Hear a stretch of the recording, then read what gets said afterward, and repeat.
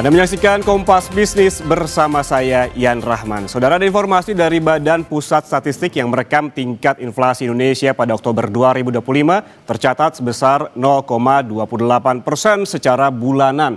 Emas perhiasan menjadi komoditas yang paling dominan mendorong inflasi.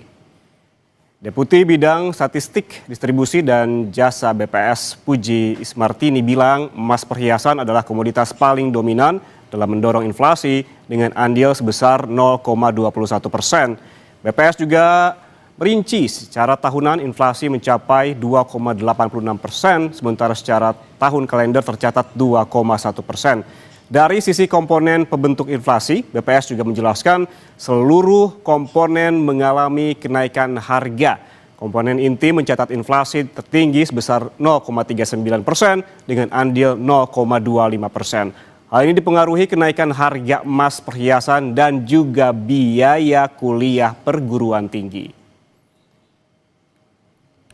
Secara year on year, terjadi inflasi sebesar 2,86% dan secara tahun kalender atau year to date, terjadi inflasi sebesar 2,10%. Kelompok pengeluaran penyumbang inflasi bulanan terbesar adalah perawatan pribadi dan jasa lainnya dengan inflasi sebesar 3,05% dan memberikan andil inflasi sebesar 0,21%. Komoditas yang dominan mendorong inflasi pada kelompok perawatan pribadi dan jasa lainnya ini adalah emas perhiasan yang memberikan andil inflasi sebesar 0,21%. Selanjutnya saya akan menyampaikan tinjauan khusus terkait inflasi emas perhiasan. Kelompok perawatan pribadi dan jasa lainnya menjadi kelompok utama penyumbang inflasi pada Oktober 2025 dengan tingkat inflasi dan andil inflasi masing-masing sebesar 3,05% dan 0,21%. Komoditas yang memberikan andil terbesar pada kelompok ini adalah komoditas emas perhiasan.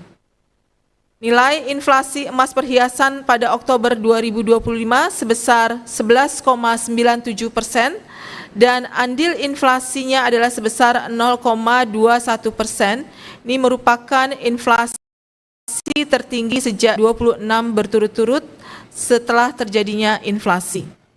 Ya, masih ngomongin emas, saudara. Kalau tadi ada emas perhiasan yang menjadi penyumbang utama inflasi di bulan Oktober tahun ini, kali ini ada juga emas antam yang harganya kayak roller coaster, kadang dipucuk terus tiba-tiba ambles hanya dalam waktu sehari saja. Jika Anda ingat, saudara, di pertengahan Oktober, warga sempat berbondong-bondong membeli logam mulia karena harganya yang terus naik tapi gak lama turun lagi.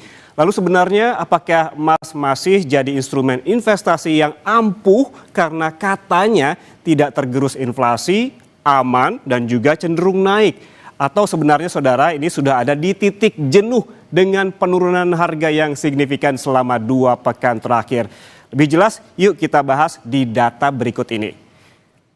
Nah, kalau kita lihat pergerakan harga emas antam di tahun 2025, memang betul, saudara, logam mulia ini harganya naik turun. Namun tren kenaikannya terbilang tinggi.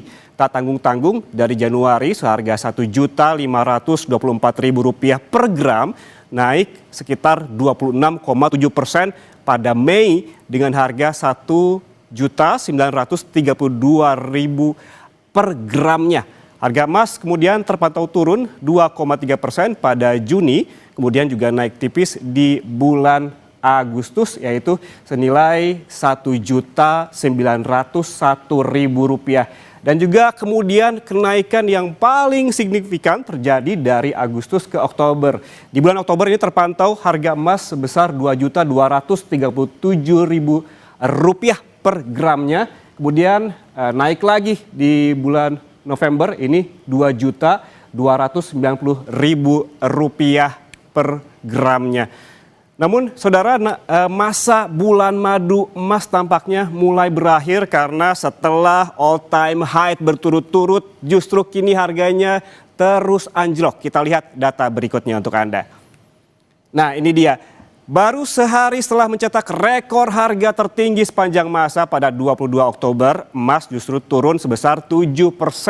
Rally yang sebelumnya terjadi justru membuat investor emas gigit jari karena tren penurunan masih belum usai hingga 30 Oktober. Emas, saudara, ini sempat naik tipis pada 31 Oktober dengan harga Rp2.305.000 per gram. Namun hingga kemarin ini terpantau emas antam kembali tumbang di harga Rp2.278.000 per gram. Jadi ini kalau dihitung-hitung penurunannya dari all time high hingga 3 Oktober mencapai 8,4%. Ini bisa jadi kabar buruk bagi para investor yang baru 2 pekan terakhir all in di instrumen investasi konvensional ini. Namun lain cerita bagi mereka yang sudah membeli emas sejak 5 tahun lalu. Saya coba hitung deh untuk Anda di wall data berikutnya ya. Nah, ini dia, ada harga emas antam 5 tahun terakhir. Siapa yang sudah membeli emas antam sepanjang 5 tahun terakhir, ini saatnya Anda tersenyum lebar. Di saat investor baru sedang cemberut, justru investor yang sudah bertahun-tahun lalu menyimpan emas senyumnya tengah mengembang. Saya mulai dari 5 tahun lalu alias tahun 2021, kala itu harga emas ada di angka 938.000 saja per gramnya. Kala itu banyak yang memprediksi, saudara, emas akan sulit menembus angka psikologis Rp1.000.000. Namun prediksi itu meleset, emas justru naik melampaui perkiraan orang-orang begitu, termasuk juga para analis. Di mana pada tahun 2022 emas justru melampaui harga 1 juta, yaitu Rp1.026.000 setiap gramnya. Kemudian naik lagi di tahun 2023, yaitu Rp1.141.000 per gramnya. Dan terus meroket di tahun 2024 menjadi Rp1.515.000 setiap gramnya. Dan di tahun inilah yang menjadi peningkatan paling tinggi di harga emas. Di tahun 2025 emas mencapai Rp2.487.000 setiap gramnya. Dan kalau dihitung-hitung, saudara, jika Anda berinvestasi emas dari 5 tahun lalu, maka keuntungan yang didapatkan dari pembelian emas per gramnya itu sebesar 165%. Bukanlah angka yang sedikit begitu. Dan saudara, volatilitas harga emas antam tentunya tak lepas dari harga emas dunia yang naik turunnya setali 3 uang. Kita lihat di data selanjutnya, harga emas dunia. Nah, ini dia harga emas dunia 5 tahun terakhir ini mengalami kenaikan signifikan dipengaruhi beragam sentimen global. Mulai dari melemahnya nilai tukar dolar Amerika Serikat, adanya penawaran dan juga permintaan emas, hingga kebijakan moneter Amerika Serikat. Emas yang pada tahun 2021 seharga $1.808 Amerika Serikat per troy ounce naik menjadi $1.824 Amerika Serikat per troy ounce pada 2022. Naik lagi di tahun 2023 senilai $2.063 per troy ounce dan melesat lagi di tahun 2024 sebesar ataupun seharga $2.640 per troy ounce. Dan betul, yang menjadi puncak kenaikan harga emas terjadi di tahun ini, di tahun 2025 menjadi harganya per troy ounce yaitu $4.015 Amerika Serikat. Dan kalau dihitung-hitung juga ini harga emas dunia tertinggi sepanjang masa ini seharga $4.254 per troy ounce. Ini merupakan harga yang memang memiliki kenaikan yang tinggi. Artinya emas dunia naik 135% pada periode 5 tahun terakhir, saudara. Lalu kemudian seberapa besar pengaruh dari turunnya harga emas dunia terhadap performa emiten emas di Bursa Efek Indonesia? Kita lihat di data berikut ini untuk Anda. Nah, ini dia, Anda yang memang berinvestasi bukan hanya memiliki emasnya tetapi juga memiliki sahamnya. Ini dia saham-saham yang memang dipengaruhi dengan naik turunnya emas adalah saham-saham biasanya pertambangan dan juga saham yang menjual logam mulia ini.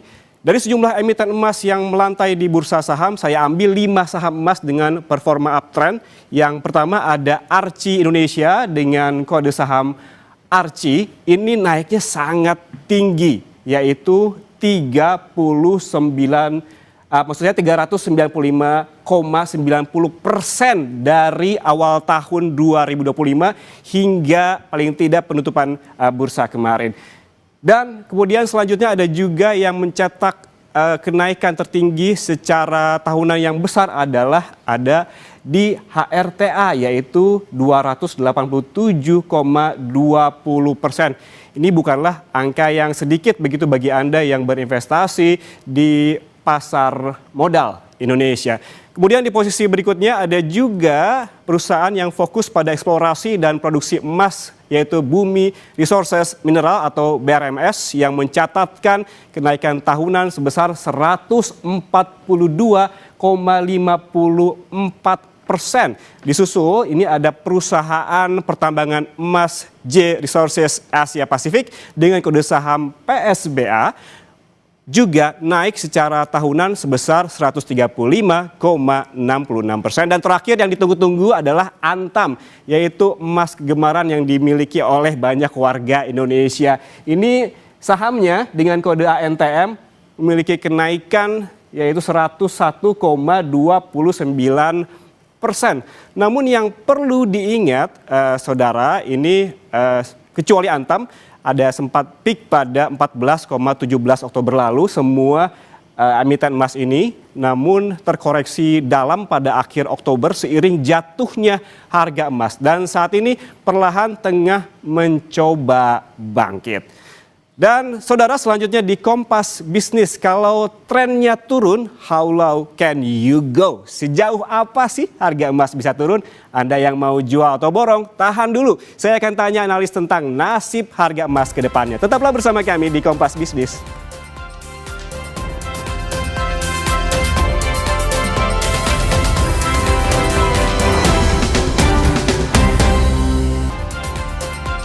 Saudara, lalu apa saja kemudian yang menjadi biang keladi di balik volatilitas harga emas yang tinggi dan seberapa besar ruang tumbuh logam mulia ke depannya? Kita langsung bahas bersama pengamat mata uang dan juga komoditas Ibrahim Aswaibi. Pak Ibrahim, selamat pagi. Selamat pagi, Mas Yan. Pak Ibrahim, ini kita lihat dari awal tahun harga emas tuh rally naik hingga saya hitung-hitung ya 26,7%. Pengamatan Anda, apa saja yang menyebabkan emas ini naik secara signifikan selama setahun terakhir? Ya, terima kasih Mas Yan.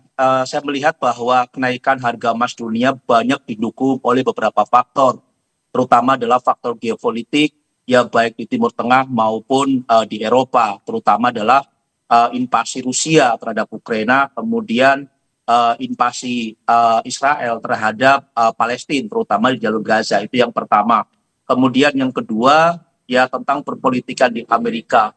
Ya saat itu Trump menginginkan agar Bank Sentral Amerika itu menurunkan suku bunga, tetapi berkali-kali Bank Sentral Amerika tidak menurunkan suku bunga, bahkan hanya mempertahankan suku bunga. Sehingga apa? Sehingga pada klimaknya Trump itu adalah memecat Tina Chok ya sebagai gubernur Bank Sentral Amerika, walaupun akhirnya Tina Chok melakukan banding di pengadilan federal dan dimenangkan.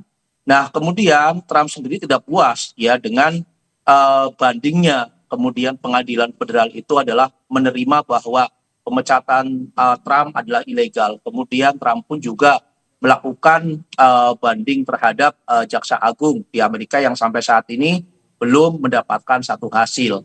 Kemudian di sisi lain pun juga tentang spekulasi penurunan suku bunga.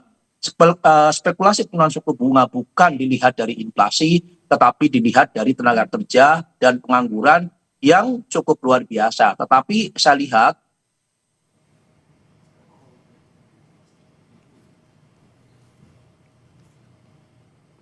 global ini masih bagus.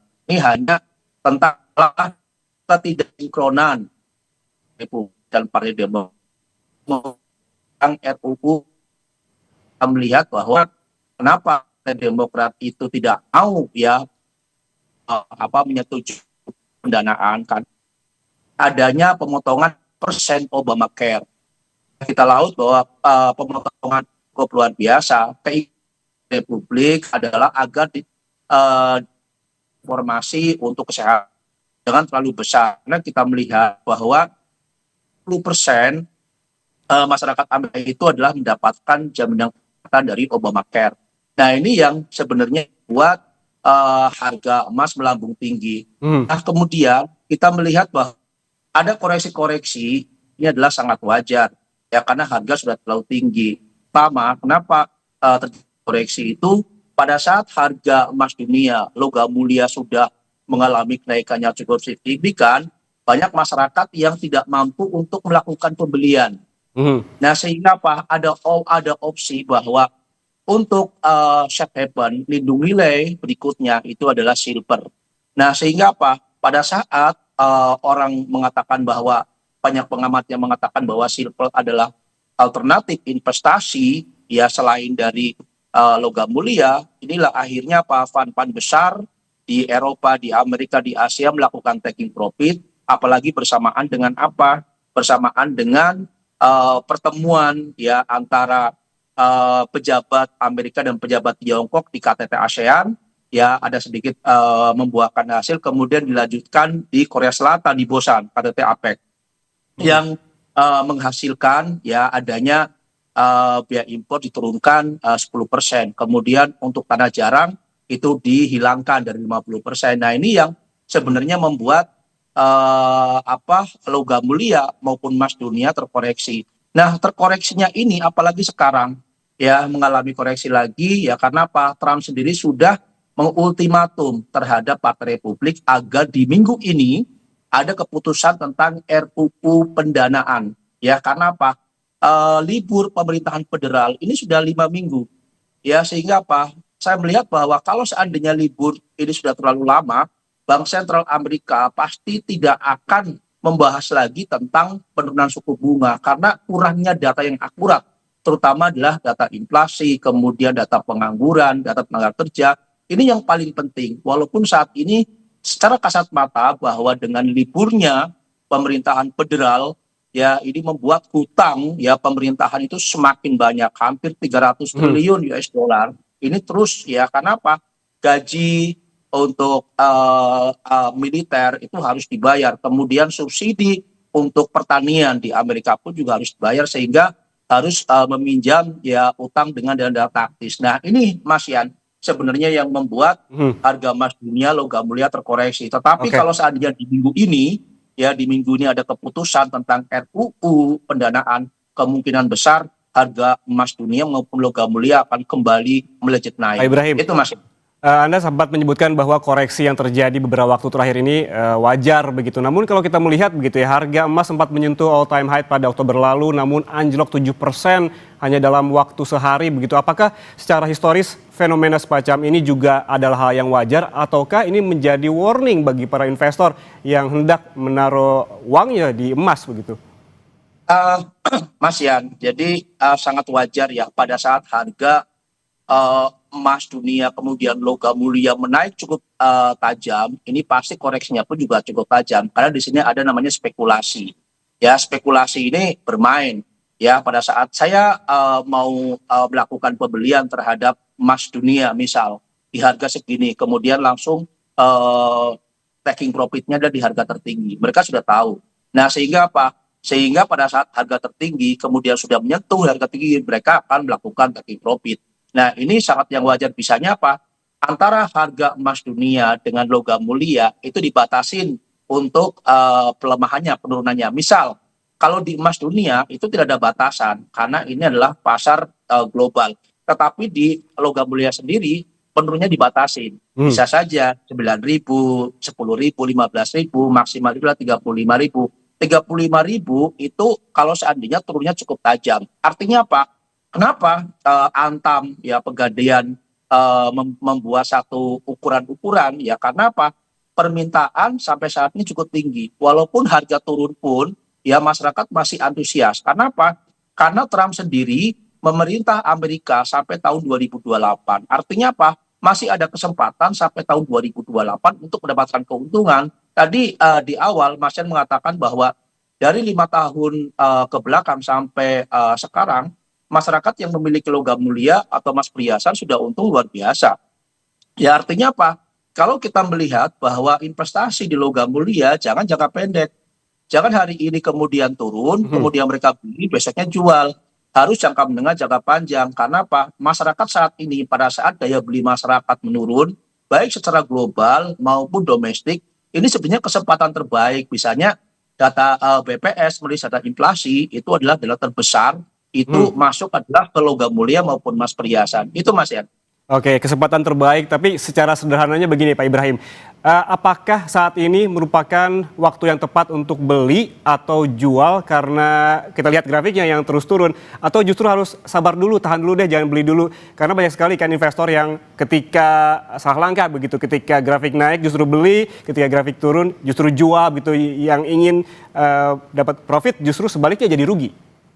Ya, jadi gini Mas Yan, jadi pada saat nasabah ya masyarakat sudah mendapatkan untung yang istilahnya sudah untung per gramnya itu di atas 200.000 ya, itu bisa mereka jual. Nah, kesempatan pada saat harga turun inilah kesempatan untuk melakukan pembelian. Saya masih optimis bahwa harga emas dunia itu akan menyentuh di level 4.500. Saya masih optimis. Misalnya apa? Pada saat harga sekarang turun, ya ini masyarakat berbondong-bondong. Walaupun kita lihat di Pegadaian dan Antam, ini pun juga barangnya tidak ada sama sekali. Artinya apa? Bahwa turunnya harga logam mulia ya maupun emas perhiasan ini berdampak positif terhadap masyarakat. Karena masyarakat dari kemarin ya itu sudah menunggu. Kenapa ada informasi, ada spekulatif bahwa harga emas, harga logam mulia itu sudah terlalu tinggi, kemudian kita membeli silver. Ya, silver itu antara bumi dan langit harganya. 1 gram itu hanya 35.000. Sedangkan harga logam mulia itu di 2.400.000-an saat itu. Nah, itu yang sebenarnya pada saat mereka sudah membeli silver, pada saat harga terkoreksi, apalagi terkoreksinya sudah mencapai di 200.000, ini kesempatan terbaik, Mas Yan. Karena semua pemeringkat internasional, baik JP Morgan, ya kemudian Bank of America, dia mengatakan bahwa harga emas dunia masih akan terus mengalami kenaikan dan ini akan berdampak terhadap harga logam mulia. Kemudian di sisi lain, rupiah melemah, Mas Yan. Rupiah melemah. Nah, ada kemungkinan besar di 16.700. Saya sudah memperkirakan bahwa ada kemungkinan di akhir tahun rupiah itu akan di posisi 16.700 sampai 16.800. Artinya apa? Pada saat harga emas dunia mengalami kenaikan, kemudian rupiah melemah, ini yang akan membuat harga logam mulia maupun perhiasan terus mengalami kenaikan. Bagi saya, ini kesempatan terbaik bagi masyarakat dari Sabang sampai Merauke untuk melakukan pembelian terhadap logam mulia maupun emas perhiasan. Itu Mas ya. Oke, tapi kalau kita lihat begitu ada juga investor yang memiliki konsep semakin turun begitu semakin beli. Tunggu dulu lah. Seberapa jauh lagi emas bisa turun? Menurut Anda apakah potensi penurunan emas ini masih akan terjadi paling tidak hingga akhir tahun ini? Ya, saya melihat bahwa kemungkinan besar potensi sampai di 3.900 US dollar per troy ounce. Ya, yang saya lihat itu adalah level-level terendah. Karena kita melihat bahwa kemarin ya pada saat pertemuan antara Trump dengan Xi Jinping di Korea Selatan bahwa Trump akan mengunjungi Beijing. Nah, tetapi Xi Jinping sendiri belum ada kepastian untuk mengunjungi Amerika. Karena kita lihat bahwa secara geopolitik ini pun juga masih memanas. Ya, kemudian Rusia melakukan uji coba nuklir dan Trump pun juga 2 hari yang lalu itu terhadap militer agar melakukan uji reaktor nuklirnya. Nah, ini mengindikasikan secara geopolitik itu masih memanas, Mas. Apalagi Iran, ya dia mengatakan bahwa tetap akan melakukan pengayaan uranium. Kenapa Iran itu akan melakukan pengayaan uranium? Karena marahnya Iran ya terhadap Israel pada saat gencatan senjata di jalur Gaza, Israel masih terus melakukan penyerangan. Nah, ini kalau seandainya letupan ini kemudian Iran mendapatkan sanksi ekonomi, ya dari PBB ini pun juga akan memanaskan situasi di Timur Tengah. Kemudian Trump pun juga kemarin dengan waktu yang tak terbatas kemungkinan akan melakukan penyerangan terhadap Venezuela di Amerika Latin. Dan Venezuela itu adalah salah satu negara penghasil minyak di Amerika Latin yang terbesar. Nah, di sisi lain pun juga Senat Amerika mengatakan bahwa sebentar lagi akan ada perubahan rezim. Nah, ini pun juga di Venezuela. Ini yang letupan-letupan geopolitik ini yang cukup menarik, dan kita juga harus diingat juga bisa saja di bulan November ini Jaksa Agung akan mengeluarkan ya tentang pemecatan Tina Cok. Kalau seandainya Jaksa Agung pemecatan Tina Cok oleh Trump ilegal, kemungkinan harga emas akan kembali naik. Pak Ibrahim, Mas ya. Pak Ibrahim terakhir Ya. singkat saja, ini juga jadi pertanyaan banyak orang, apakah masih ada kemungkinan emas turun di harga angka psikologis 2 juta? Kalau menurut saya bisa terjadi, ya karena ini kan spekulatif, bisa terjadi di level 2 juta. Tetapi lagi-lagi saya katakan bahwa penurunan harga emas ini sedang dinantikan oleh masyarakat.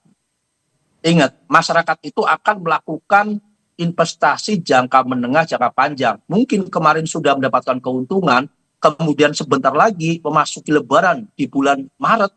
Ya, ini kesempatan bagi masyarakat. Kalau seandainya sudah menyentuh di level 2 juta, ya bisa saja di situ akan ramai-ramai untuk melakukan pembelian. Barang pasti tidak ada, tetapi ada bullion bank di sini yang bisa dijadikan tempat untuk melakukan investasi. Itu Mas Yan. Oke, segala kemungkinan bisa saja terjadi, bisa naik dan juga bisa turun, dan juga sentimen global juga sangat berpengaruh di sini. Terima kasih pengamat mata uang dan juga komoditas Ibrahim Aswabi atas waktunya bersama kami di Kompas Bisnis. Sehat selalu. Terima kasih Mas Yan. Sama.